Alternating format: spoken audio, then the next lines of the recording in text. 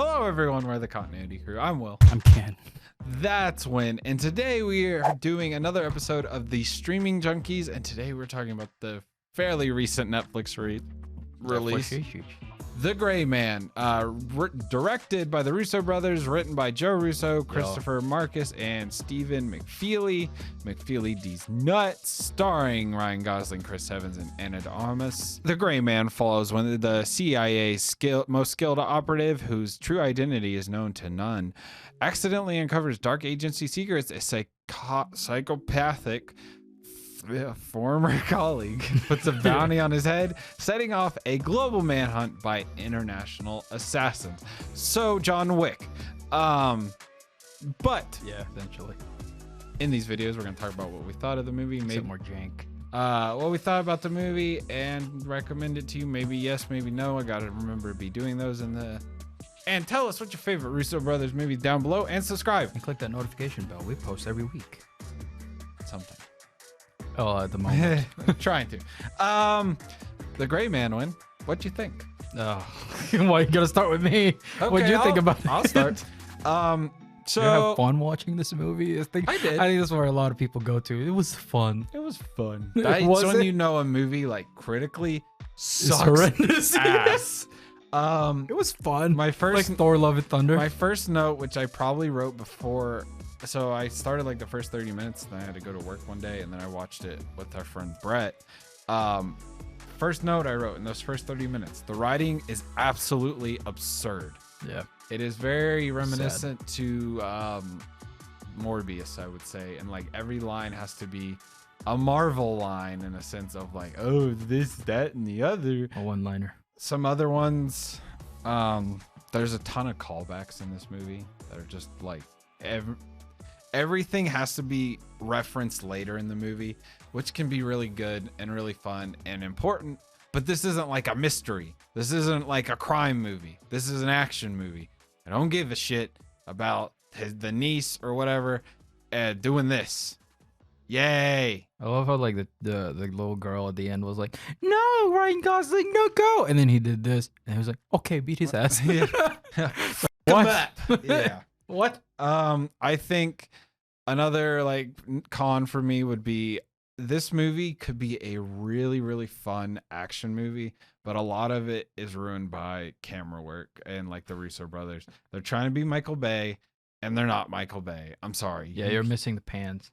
You're And missing a lot of pans. an ambulance. Yeah. And a lot of the action shots with a lot of flaring for some fucking reason. And you love it every single I time. don't. It's a headache. But what about you?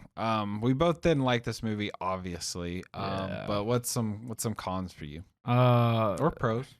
overall, the whole thing. The whole thing, yeah. It's just, it feels like at this point, I feel like everything that has to do with espionage and psychopaths and shit like that is just a weird knockoff of like John Wick now. It's just they take the cookie cutter, Yeah. and sometimes they make a good cookie, and sometimes they make a bad cookie. Yeah. Like the Gray Man. Well, except for Gray Man is like the people who wants to try to make that good cookie, Yeah, pretty much. but then they fail to do it. Unfortunately. So, yeah, like I think It's John Wick is such a pinnacle of like action movies now. Every other action movie is just ass. It's like the Russo brothers said that Netflix was like a really easy studio to work with compared to like a typical one. It's not a good thing. And it's like, yeah, exactly. Yeah, we do bash sometimes like Warner Bros. Getting their grubby little hands and stuff. Yeah, But sometimes it's a good thing. I mean, like that's- look at Zack Snyder's Justice. That's League. why they get paid the big bucks. Yeah. So I mean, sometimes it works. Like Disney. I mean, you wouldn't have like the MCU without some of the like. Yeah, but I execs. feel like the freedom disappeared after like the Absolutely. first Avengers. Absolutely, the freedom goes away. I'm sure Yeah. that's what they were talking about. Yeah. But necessarily, it's not always like a good thing just to do whatever you want in a movie, I Yeah. guess, because sometimes you can be a little over ambitious, and I think this is a Yeah. good sign of that. And I think that's also just something Netflix does. Yeah, They say, "Here's $200 million," They which gave- was the budget for this movie, yeah. and it's like,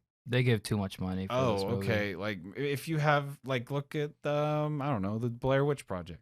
I was gonna say ambulance. I, He achieved that with $50 million.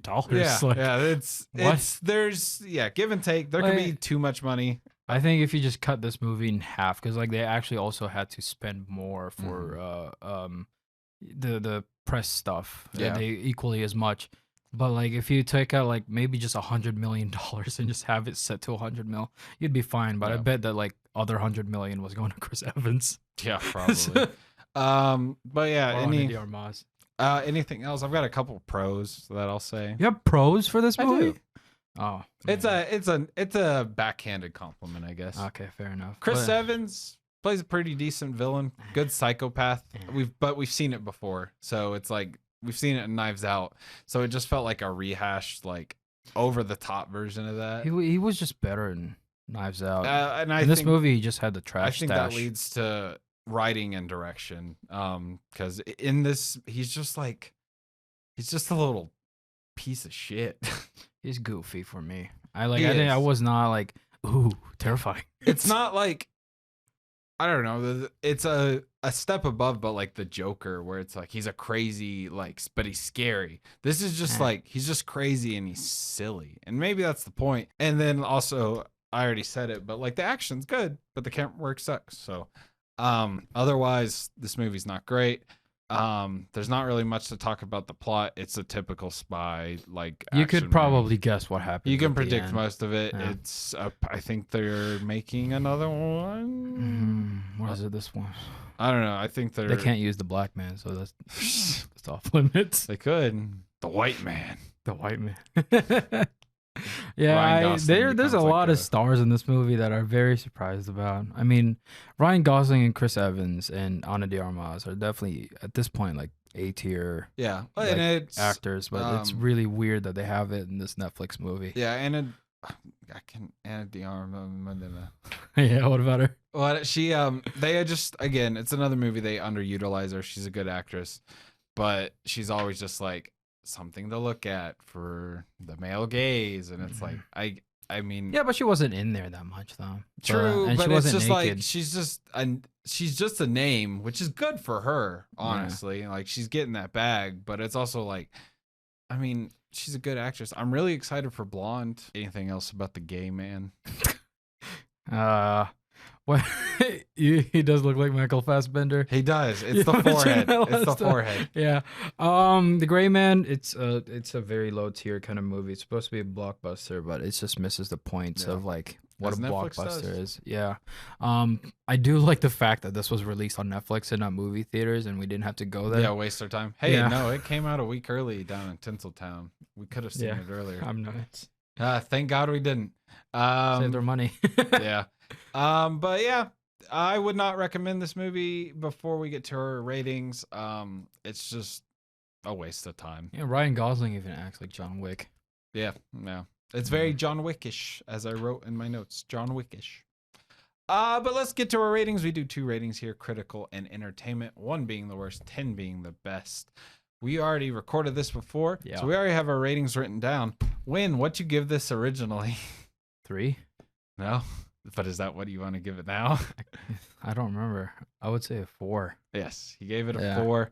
I gave it a 4.5 critically because, you know, I'm generous. That's way too generous. That half points my generosity.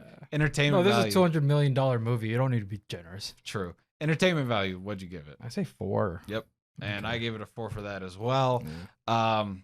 Just kind of boring. Doesn't really go. It really is very boring. I'm sorry. And also some of the some of the VFX was really because like, especially the beginning. For a $200 million movie. Come on, man. You could tell it was blue screen, just how contrasty it was. Yeah. That's our Streaming Junkies episode on The Gray Man. That's our review. Thank y'all for watching. Oh, wait. I forgot to mention. I really like the fact that they went to those F1. They really went with the F1 calendar. Like the places they had were mostly in the F1 calendar. Like those were where the racetracks were going to be. So every single one of those are just in there. Like, for example, like Britain. I think Great Britain or something like, or Britain in general was in there. Baku was in there. Azerbaijan. This guy likes. It's just really funny that they went through the calendar. Likes cars or something. I don't know. Anyways, we've been the Continuity Crew. I'm Will. I'm not. That's Win. Man. Thank y'all for watching. Like, comment, subscribe. Hit the bell icon. And tell us, do you want to see the Barbie movie? Because I do. I don't. Thank you for Nice watching. reference. We love movies. Let's go, Kendall. We love y'all, and we'll see you on the next one. Bye.